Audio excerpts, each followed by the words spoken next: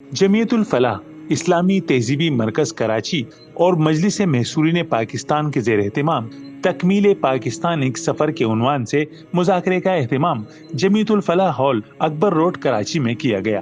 تقریب کا آغاز تلاوت کلام پاک سے ہوا، جس کی سعادت اقبال احمد یوسفی نے حاصل کی۔ ممتاز شاعر محمد علی گوہر اور سینئر صحافی واجد علی انصاری نے ہدیہ نعت پیش کیا۔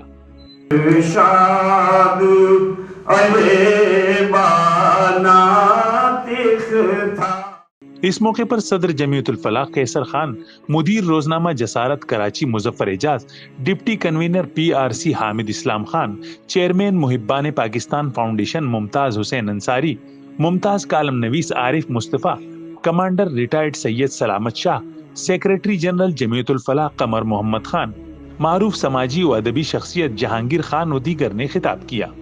مقررین نے تحریک پاکستان سے وابستہ شخصیات کی زندگی، آزادی کی تحریک میں پیش آنے والے واقعات اور قربانیوں کا تذکرہ کیا۔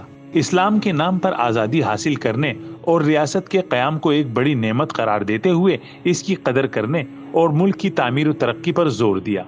مذاکرے کی نظامت کے فرائض ممتاز سماجی شخصیت شفیق اللہ اسماعیل نے انجام دیے۔ تقریب میں شہر کی ممتاز علمی، ادبی اور سماجی شخصیات پروفیسر سراج خلجی، خالد عرفان، فرحت اللہ قریشی، راشد عزیز، ڈاکٹر مختار حیات صدیقی، عطا محمد تبسم، فہیم برنی، فاروق عرشی، نفیس احمد و دیگر نے شرکت کی۔ کیمرہ مین رضوان علی کے ساتھ قمر الرحمان، جسارت نیوز، کراچی۔